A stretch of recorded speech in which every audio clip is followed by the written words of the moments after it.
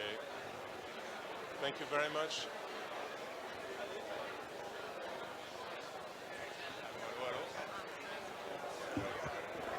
Hello, hello. Thank you very much. Can I please ask you to sit down? We'll start our event in a few seconds. Thank you very much.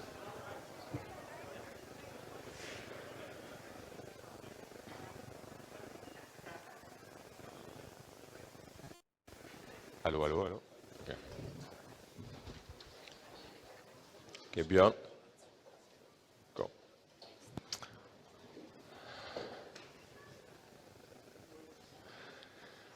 So good morning, everybody. Good morning, dear ministers, delegates, directors, dear media representatives, dear colleagues and friends, comrades. Welcome to the European Astronaut Center, the home of Europe's astronauts, especially today. My name is Jules Grandsire, and this is the place where every astronaut who's assigned to fly on board the International Space Stations comes to get trained on the European systems of the orbital outpost.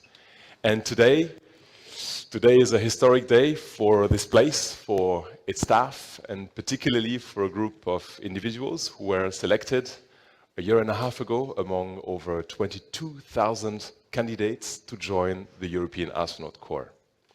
And they come today before you to receive their astronaut wings. So again, during this event, we'll see a bit more about what they've been through this past 12 months, and we'll hear why it's important for ESA and for the future of Europe in space. We'll then have a Q&A. We have media representatives online, and we have you here in the room, so we'll spend a bit of time in this Q&A. And after that, you'll have the opportunity to have your one-on-ones with our astronauts and experts. But before we go on with this, I would like to call on stage the head of the European Astronaut Center, Frank de Winne, the Director for Human and Robotic Exploration, Daniel Neuenschwander, and ESA's Director General, Josef Aschbacher.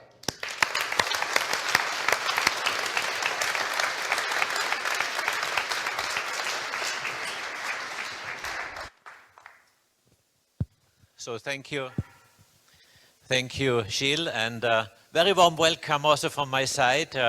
This is really a big day. It's a very big day for all of us. So dear astronauts, dear minister, dear state secretary, dear ladies and gentlemen, dear family members of the astronauts, it's really a very special moment to witness this occasion today. So it is, of course, a great pleasure to have this celebration today, which is a very historic moment for you astronauts, but also, of course, for us in ESA. What a fantastic day, and what a memorable day this will be. So we are here to celebrate the graduation of the astronauts after 1 year of very hard training, very hard work. As Gilles was already mentioning, we had about 2.5 years ago, the call for a new class of astronauts, 22,500 applications. After about 1.5 years of selection process, it was coming down to the moment of selecting astronauts out of the 22,500, and we selected, as you know, at the ministerial conference in 2022, in November 2022, 17 astronauts, career astronauts and astronauts of the Reserve Corps. And the career astronauts, the 5 being graduated today, are being the ones that really were going through the base training. So it was a challenging year.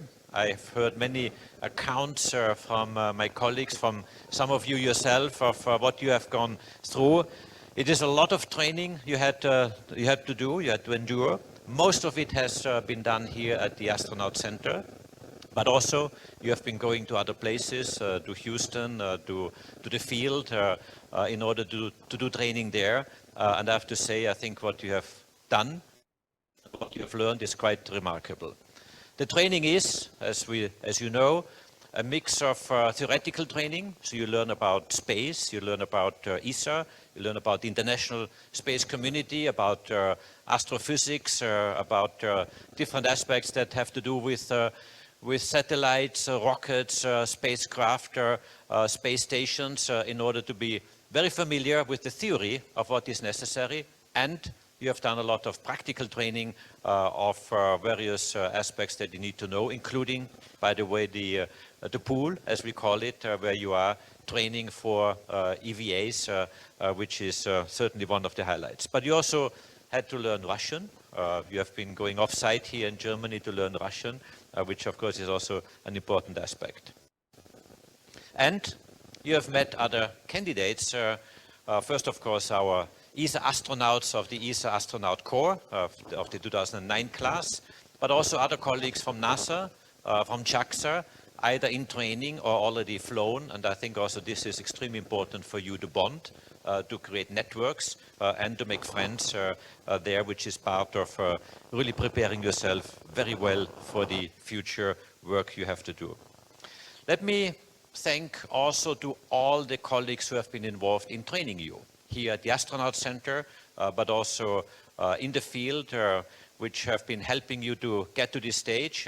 I heard yesterday evening that there have been more than 300 people involved in training you, which is a huge number. And this is something we don't realize all the time, that if one astronaut flies to space, of course, it's not only one astronaut. There's a huge team behind of ESA, of our member states, experts in the various countries, and this is a huge effort. And I really would like to take the occasion to thank all our partners, of course the team here in-house of the Astronaut Center, for the excellent work you have done in training our astronauts. Let me say one word on space exploration. Space exploration, and this is of course at the core of our astronauts, is a top priority of ESA. I'm sure you all know Agenda 2025. I have been very clear that Europe needs to step up in order to be competitive, not lose the train, and be competitive on the world scale, because so much is happening worldwide. I just come back from a very important symposium in the United States, the Colorado Springs Space Symposium, 12,000 people, and it is remarkable what you see there. How much energy, how much effort is put in, also from a commercial side, into exploration or into space altogether. And this is fascinating. It's really fascinating. But Europe has to be part of it.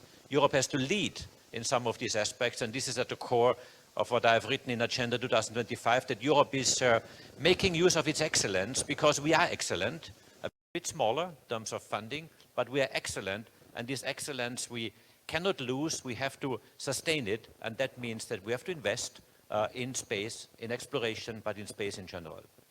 And this is at the core also of the astronaut training, because you are the ambassadors and you are the visible heads of us, of ESA, of space in Europe and in Australia.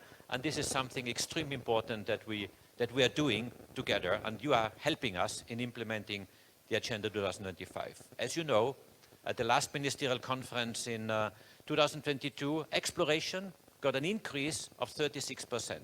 And this is a big jump compared to the value before, but of course this path has to be continued, and we are doing this now through a proper strategy which we are defining together for exploration and for ESA, a strategy 2040, where exploration and of course the flights of astronauts to the space station and to the moon are key elements of our future strategy. And this is also important for us here at the Astronaut Center to build up this capacity in order to train astronauts, but also to make sure that we are one partner, a recognized partner in the international context of NASA and other international partners. With the graduation in a few minutes of 5 ESA astronauts and 1 Australian astronaut, the ESA Astronaut Corps will increase to a number of 11 ESA astronauts.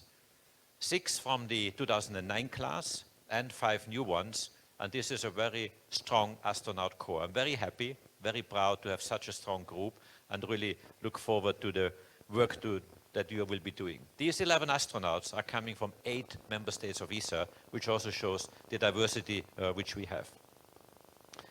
Of course, and this is very important, everyone is asking after the graduation what happens next.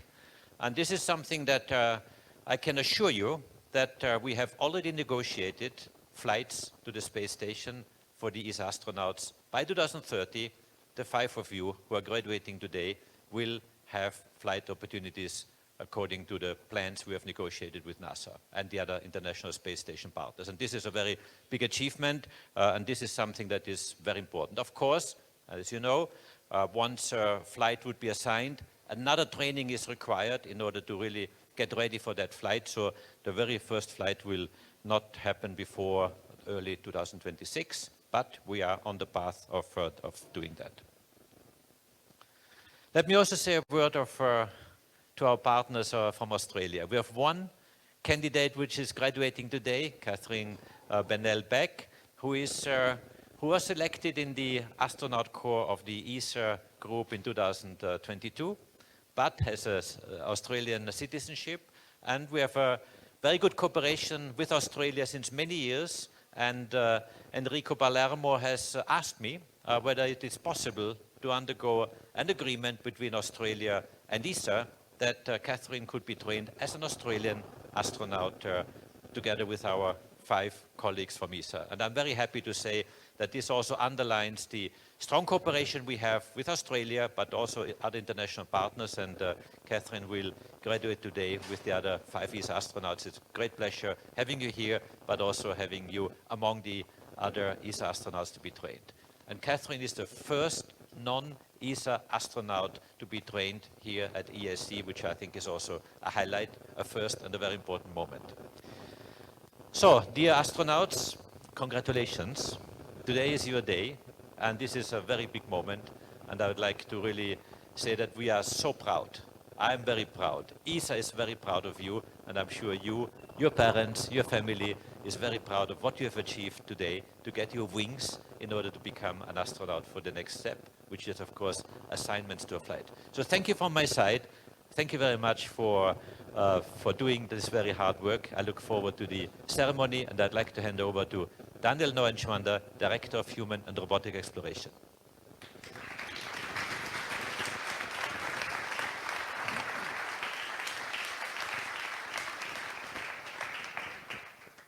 Thank you, Josef. A very warm welcome to Cologne, the main site of our Exploration Directorate, and of course, the home of our astronauts. It's music in my ears when I hear our Director General speaking about that exploration is a top priority, of course. And yes, Mr. Director General, we have a strategy for Explore 2040, 3 destinations, 1 strategy applied to low Earth orbit, Moon, Mars at the horizon 2040. At each destination, ESA strives at a strategic role in terms of non-dependence, uniqueness, and co-shaping. Non-dependence from launch to landing, from science to technology. Uniqueness, aiming at the European-led missions as part of a bigger international cooperation to ensure resilience. And co-shaping by inviting our other partners into European activities, for example, a Mars precision landing mission. But at least what matters is that at each destination, we need trained astronauts. Missions, operations, training by and for astronauts is at the heart of any exploration program. And the last call of selection attracted, you hear it now, the figure for the 3rd time this morning, but over 22,500 applications, 1,000. And I think this is remarkable if we see these great colleagues here now in the first line. Thanks to their performance and a long year process of the 22 European astronaut selection, the following individuals were selected as astronaut candidates. They are all ESA astronauts, but they have still a color of their passport, so let me underline it. Sophie Adenot, France. Pablo Álvarez, Spain. Rosemary Coogan, UK. Raphaël Liégeois, Belgium, Marco Sieber, Switzerland. In April 23, they started their basic training here together with Katherine Bennell-Pegg from Australia. And thanks to Katherine joining the team, we reached gender equality, so thank you for that, Katherine. Basic astronaut training serves as a fundamental first step, providing candidates with a well-rounded understanding and proficiency across various disciplines, ranging from engineering, over survival training, over to astronomy. all fundamental skills they will need later on in their roles as astronauts in space. They also had the opportunity to meet and to be mentored by the class of 2009. They are represented here by 3 members. I go from right to left, seen from my window: Matthias Mauer, Thomas Pesquet, Alex Geast. And both promotion, as of today, will be a single team, the ESA Astronaut Corps, headed by the first European commander of the International Space Station, Frank de Winne, who, by the way, has a lot of additional heads than this one. He knows about it. When selected in 2022, our 5 soon-to-be astronauts were standing on stage together with 12 other highly qualified individuals that integrated the first ever European astronaut reserve. While ESA career astronauts carry out long-term missions on board of the International Space Station, and in the future, of course, also missions to the moon, members of the astronaut reserve participate in missions to space through the opening of new flight opportunities, including commercial space flights, as demonstrated successfully and in record time, and I'm very proud of that, with Marcos Wann's participation to the Axiom 3 mission earlier this year. John McFall, also with us today, is our first para-astronaut. Another member of the reserve also is following a specific path, taking part of the ESA feasibility study FLY to develop options for the inclusion of astronauts with a physical disability in future missions. Altogether, these outstanding colleagues represent the future of Europe's ability to conduct human spaceflight activities and make out of Europe a partner of choice for an ambitious international exploration program. Thank you for that. And it's a pleasure to hand over to Frank now.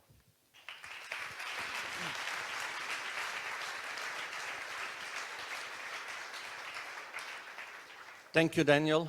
Well, as of course, an astronaut as well, and the head of the Astronaut Corps and the European Astronaut Center here, it's a big pleasure to see you all smiling, sitting here in the front row for this big day that is coming for you. One of the big days in your career. Yeah? A big day certainly was when you received the first letter. I remember this, that, oh, I can go to the interview, or oh, I can go to Hamburg, or every time that you make a step, you're still in the process. And every day like that was a big day for you, I'm sure. The day that you were selected, that you were on stage in Paris, was a big day. Today is another big day. I'm very glad that Daniel, or our Director General, said that there will be more big days. The day that you will sit on top of the rocket will also be a big day, I can assure you.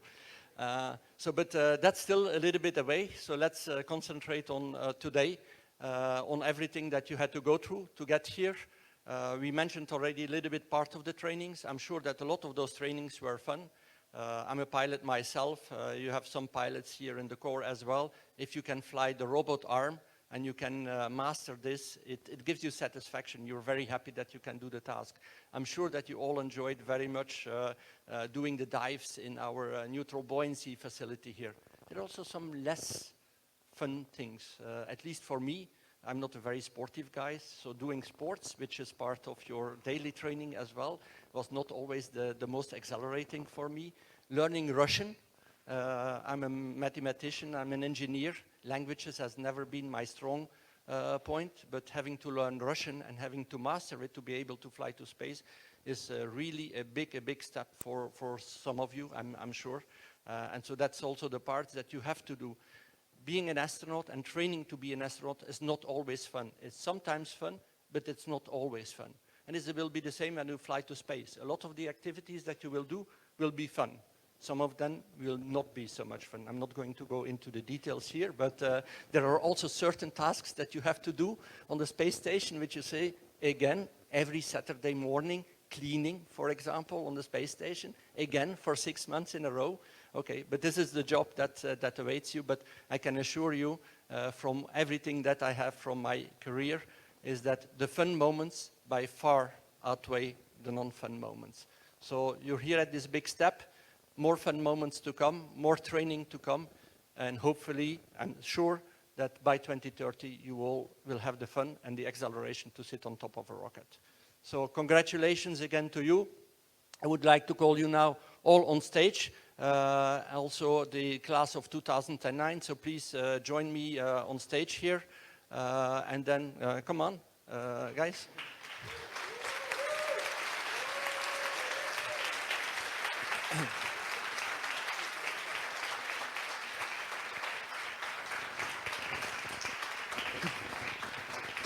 And I pass the mic to Alex. Alex has a special role.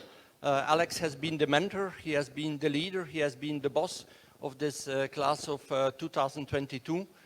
He has helped them a lot through, at least when I talked to you, you all were very happy with the leadership that Alex provided to this class. So Alex, the floor is yours.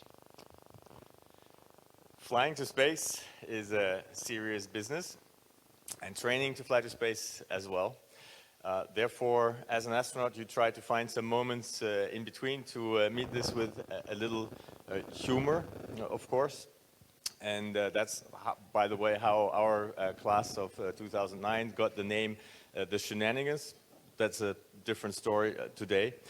But you can already see that the business of naming an astronaut class is a not so serious business, and it's based on some of the characteristics of the class that you meet before. So the tradition is that the old class, or the existing class, I would say, gives the name to the new class, and that's the tradition. So about a year ago, a new phenomenon has been observed at EAC. It's called hopping, I guess. Well, we had a few new colleagues hopping around between the classroom, which is on this side, to their offices, which is on that side, to spend 7 minutes there and then back, and that happened about 12 times a day. Then we had stray kangaroos with space helmets being observed hopping around in various parts of the building. And I also learned that kangaroos only hop forward.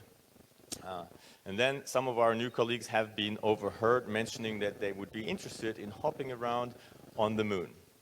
It's for these reasons, and a few more that I will not share today, that the name of the astronaut class of 22 from ESA is called the Hoppers.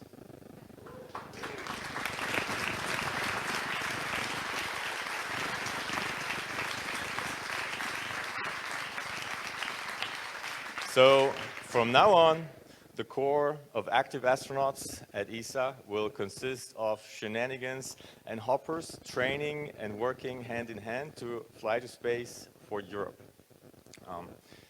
And the hoppers wouldn't be good astronauts, of course, if they wouldn't design a patch for everything they do. The one that they made quite fittingly in the shape of a space hopper you see here. And if you're lucky, they will explain it to you today. But now it's actually my great pleasure to place this patch onto their flight suits on the very space where soon we will see some mission patches pop up. So a great honor for me. With that, I welcome you to the European Astronaut Corps, my friends. Well done.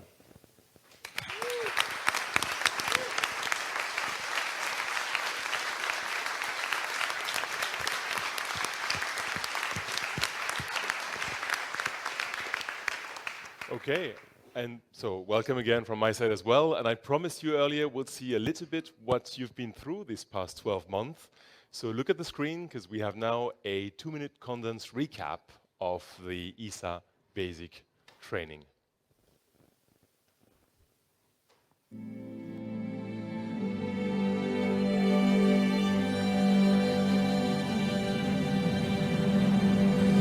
This is our 2022 class of ESA astronauts.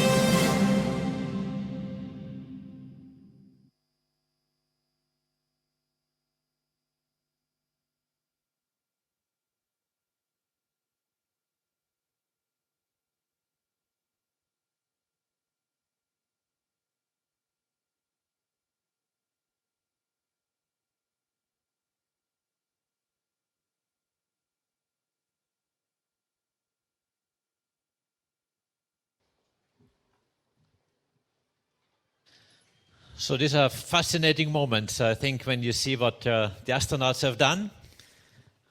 Now comes the moment of graduation. So what we do is we call one astronaut after the other in alphabetical order, and I start with Sophie Adenot.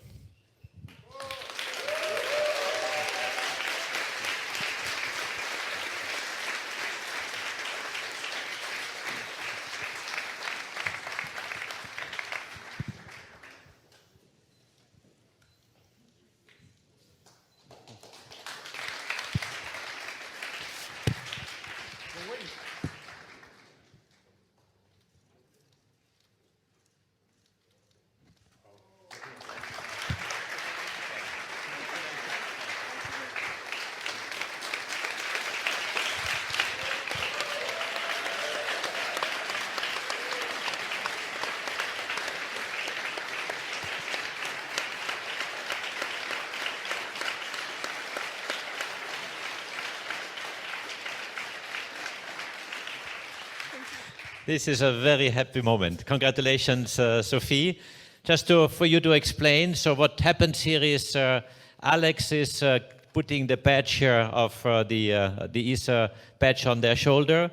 Daniel has the wings in his hand. That means the name, which is now on the chest, will be replaced by the wings, which classifies them as astronauts. And of course, I hand over the certificate, which confirms the graduation, which is a very nice one.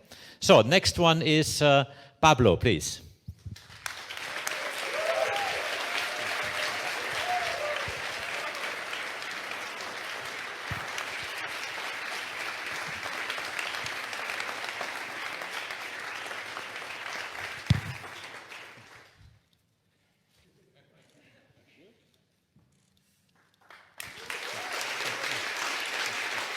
And the certificate.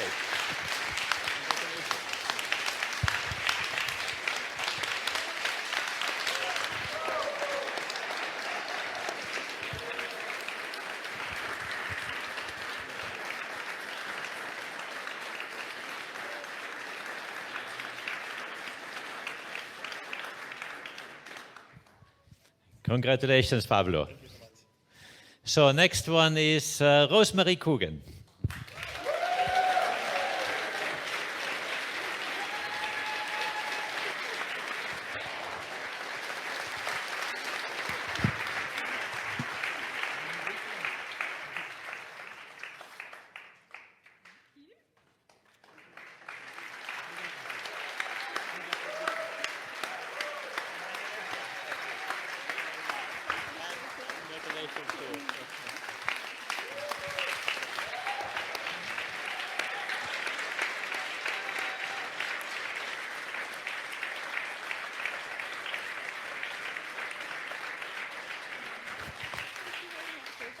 Congratulations, Rosemary. Next one is Raphaël Liégeois.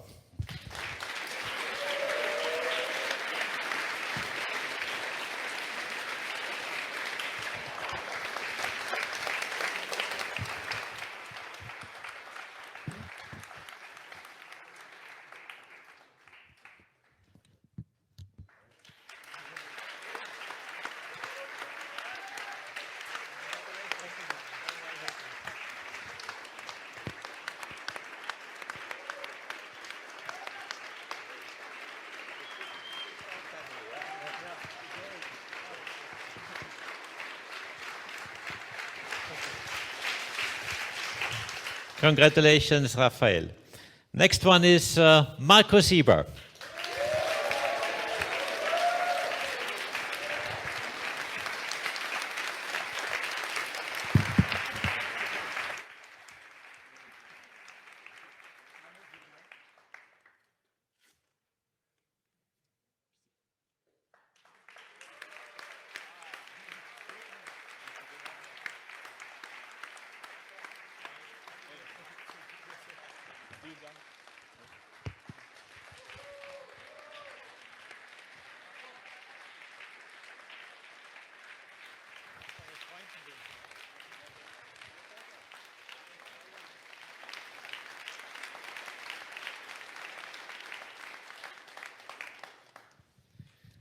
So now we have a special way of handing over the next certificate through Enrico Palermo, the head of the Australian Space Agency, who will do the honors of handing over the certificate to Katherine Bennell-Pegg. Enrico, please.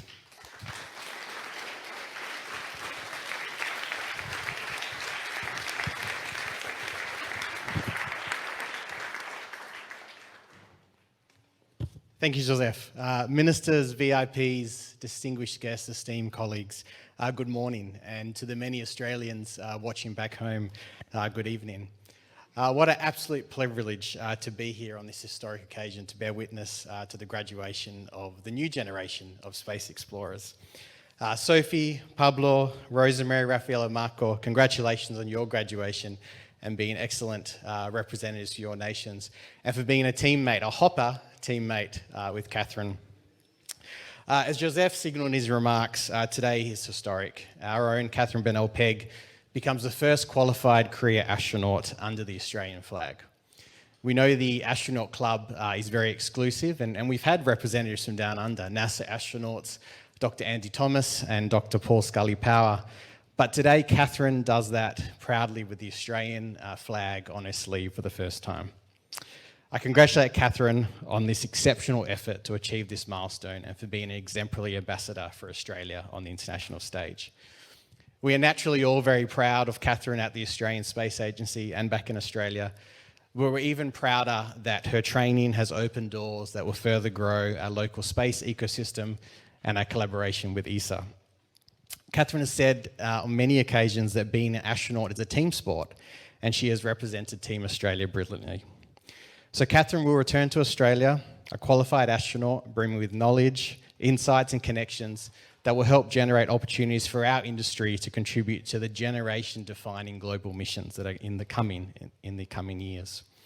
She will do this at a time that Australia's space industry is rapidly maturing, followed by the formation of our agency about 6 years ago, but importantly because of the open arms we've had from our international partners to collaborate. That's been instrumental to the growth of our sector. So I would like to thank the team at ESA for making this training happening, in particular the vision and leadership of the Director General and the entire team here at the European Astronaut Centre. Every single one of you, and there's 300 of you, have been gracious with your space expertise, sharing the rich knowledge that exudes every part of this centre with the passion and professionalism we all see. And you've been generous in your time in hosting Australian delegations to foster and unlock new collaborations with Europe. Katherine's training has strengthened the deep relationship between Europe and Australia, more than a relationship, a partnership, a friendship that has spanned decades and has been of great mutual benefit. So we look forward to Australia and Europe working together into the future, knowing the perseverance of one of our talented own has paved the way for much more collaboration. Katherine, you have shown young Aussie kids back home the power of a dream and what can come from hard work and determination and the pursuit of education and careers in STEM. And that alone makes you an excellent addition to that exclusive club. Thank you, and thank you to ESA.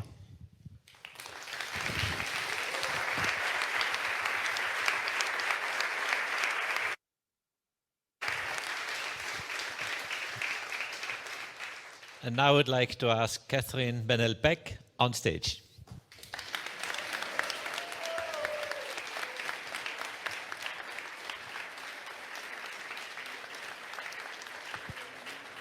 You get it.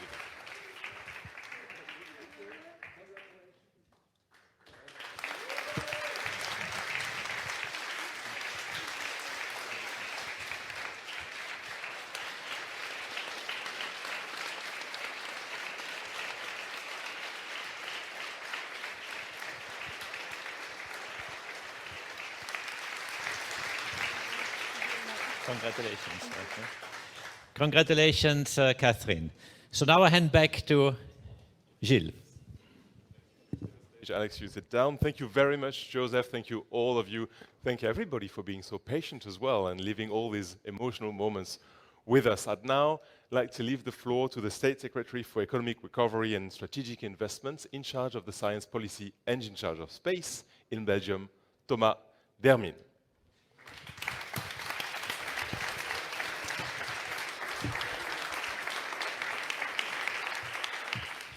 Thank you very much. Thank you, Joseph. Thank you, Daniel.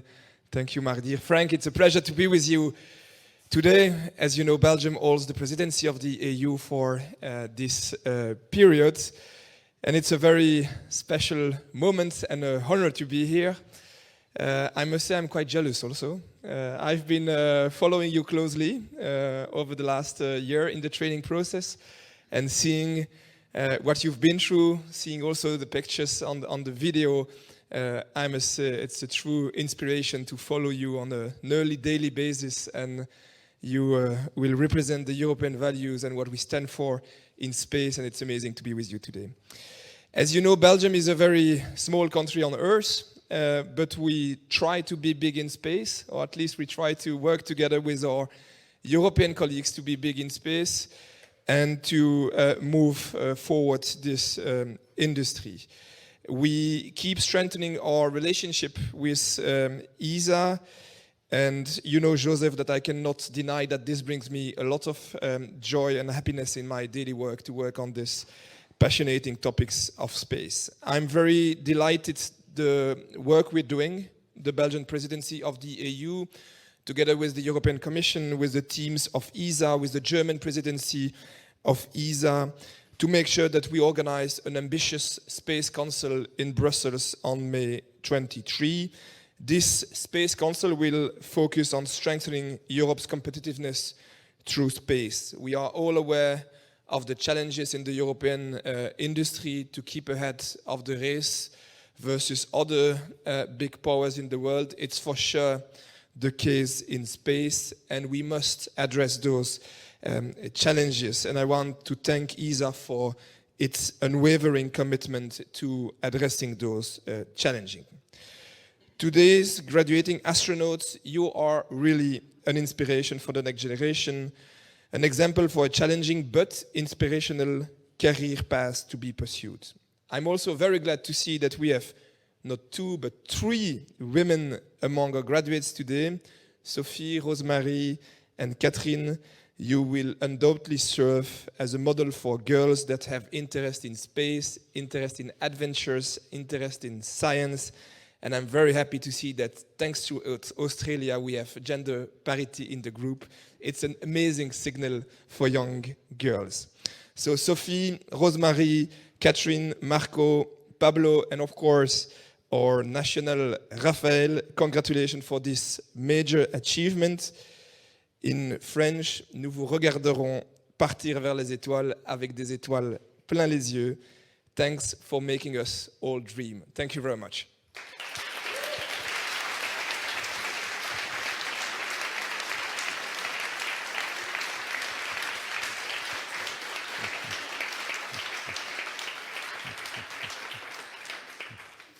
Thank you, Thomas. Thank you for these wonderful words to our astronauts, but also thank you for being a very strong partner at the presidency of the European Union, which Belgium at the moment is holding, and the work you are doing together with our German friends who are holding the ESA presidency at ministerial level. We are preparing the Space Council. You have just heard from Thomas Dermine, which is a very important moment. The Space Council will focus on the competitiveness of European industry, of Europe altogether, and the astronauts play a crucial role in enhancing our competitiveness of space in Europe. So thank you once more, Thomas.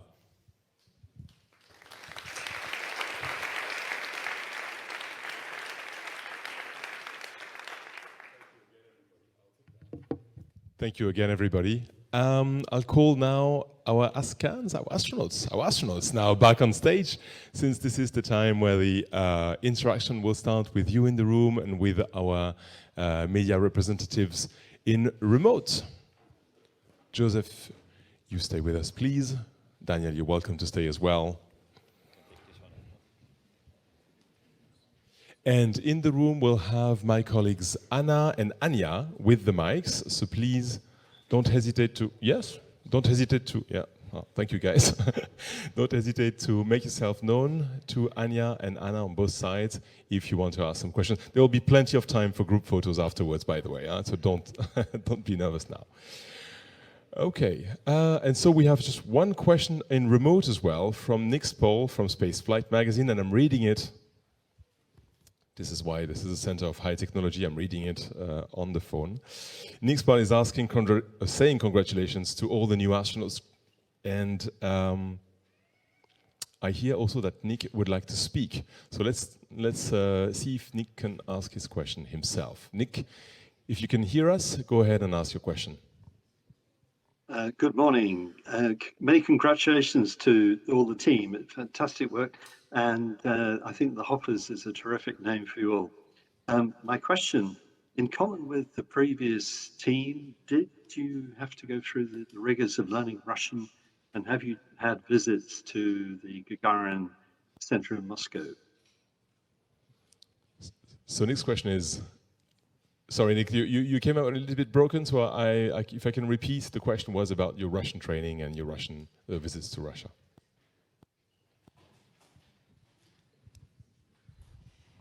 Yeah, so we indeed went through a very intensive Russian course, but it was here in Germany. Everything happened not very far away from here. It was an institute where we had about 8 hours of learning every day, and I could tell you that after 2 months it was just Russian just in our heads, and yes, we had a final evaluation afterwards, and done.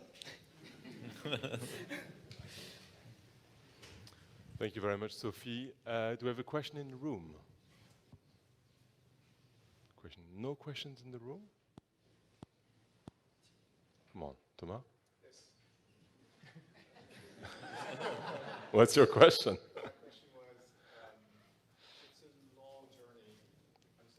So this is Thomas Pesquet asking a question to the new class of astronauts. No. Oh, yeah. So this is a very long journey.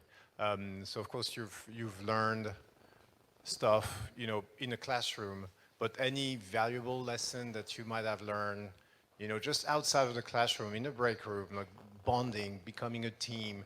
How did that work out for you guys, and do you feel that it's important going forward? Well, I would say there's definitely a lot of lessons learned of the past years. Talking about teamwork, that was definitely one of the highlights. We've seen in the images there that we arrived kind of as a group of 6 people 1 year ago, and we are getting out of this process as a team.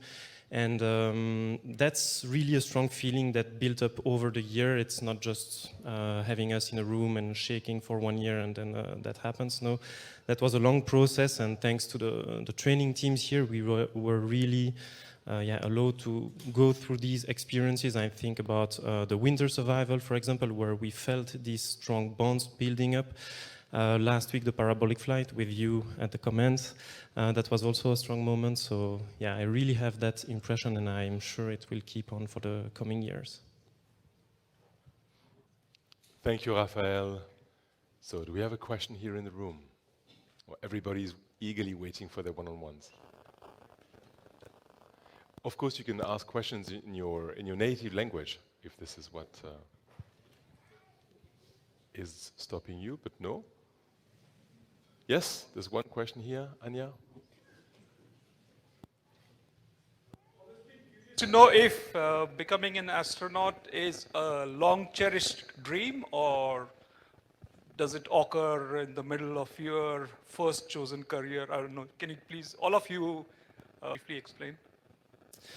Well, in my case, it was a long time dream. I cannot remember when it started. I guess somewhere when Frank flew, or even before, when our first Belgian astronaut flew. Sorry for reminding the old generation and the older generation. So it has always been a dream. I never thought it would come true, but yeah, I always had that somewhere in my mind. Second youngest and third youngest. Yes, I will. The same for me. It's completely been a long-standing dream, and it's really interesting because we are often asked, I think all of us have been asked, when was the moment you decided you wanted to become an astronaut? When was the moment you decided you wanted to do it? And I can't speak for everyone, but I think for myself and for a lot of us, it really has been something that has always been in our heads. Perhaps if we didn't always know exactly where it was going to lead, exactly how it was going to come to this day.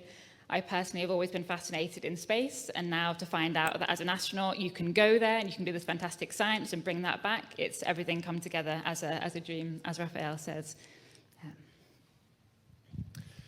So in my case, I do remember when I wanted to become an astronaut, and I was looking at the moon. I was probably 4 or 5 years old in my little village in the mountains in Spain, and then someone told me that there have been people who walked in the moon. And I was disappointed to hear that only 12 people had walked in the moon. I thought it had to be something more common, and that was the moment I really wanted to become an astronaut, to be part of that.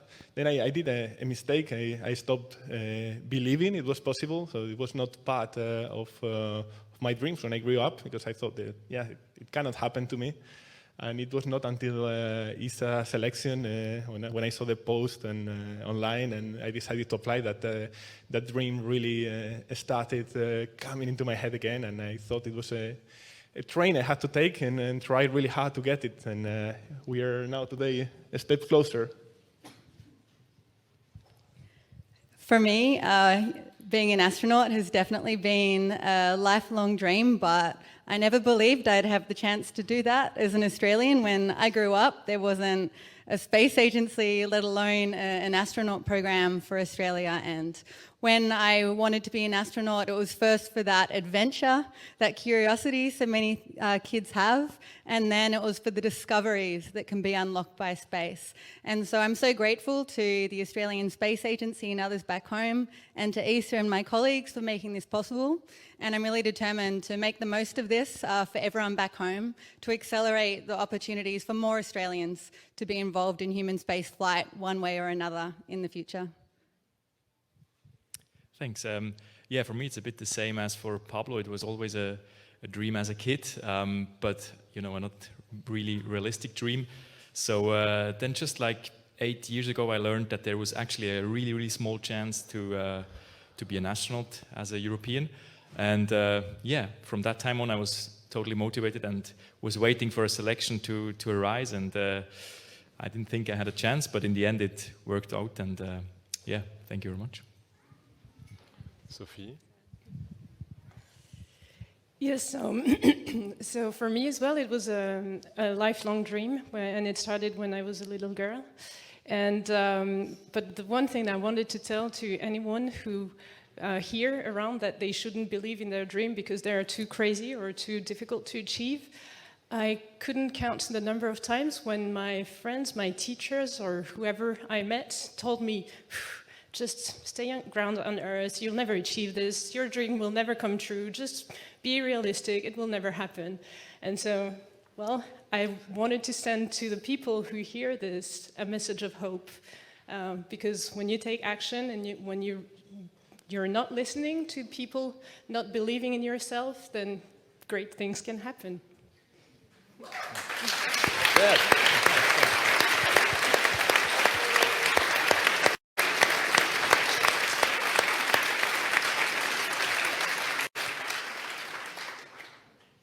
So the next question from the room. 2 o'clock. Yes. Yes, please. Go ahead. Will you be also candidates for Artemis missions? So now we are focused on preparing for a mission to the ISS, which is already quite challenging, and I think Artemis missions is something for the old class, the existing class. Of course, we will be astronauts for several years. I plan on sticking around for very long, so we'll see what the future brings us, but we are now focused on the ISS. Thank you. The next question? If not, last chance. Well, if there's no more question, then I thank you everybody. I thank everybody who followed us on ESA Web TV as well, and see you soon on the European Space Agency's channels. Thank you very much. Goodbye. We're checking out.